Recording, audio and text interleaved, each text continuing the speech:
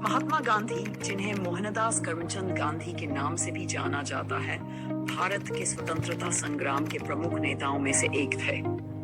उन्हें राष्ट्रपिता के रूप में सम्मानित किया जाता है। गांधी का जन्म 2 अक्टूबर 1869 को पोरबंदर, गुजरात में हुआ था।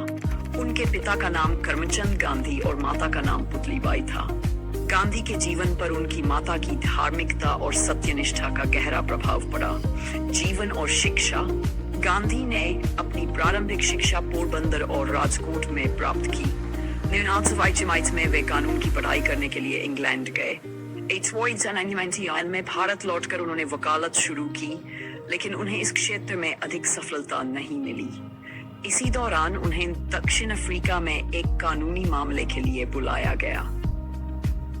दक्षिण अफ्रीका में संघर्ष। दक्षिण अफ्रीका में गांधी को नस्लीय भेदभाव का सामना करना पड़ा, जिसने उनके जीवन की दिशा बदल दी। 1933 में एक ट्रेन यात्रा के दौरान उन्हें केवल गोरे लोगों के लिए आरक्षित डिब्बे से बाहर फेंक दिया गया था। इस घटना ने गांधी को अन्याय के खिलाफ संघर्ष करने की प्रेरणा दी। उन्होंने दक्षिण अफ्रीका में भारतीय समुदाय के अधिकारों के लिए 20 साल तक संघर्ष किया और सत्याग्रह की नींव रखी, जो अन्याय के खिलाफ अहिंसक प्रतिरोध की नीति थी। भारत लौटने के बाद स्वतंत्रता संग्राम 1950 में गांधी भारत लौटे और भारतीय स्वतंत्रता संग्राम में शामिल हुए। उन्होंने भारतीय राष्ट्रीय कांग्रेस के साथ मिलकर ब्रिटिश साम्राज्य के खिलाफ अहिंसक आंदोलनों की शुरुआत की। उन्होंने कई महत्वपूर्ण आंदोलनों का नेतृत्व किया, जिनमें शामिल है भारत असहयोग आंदोलन।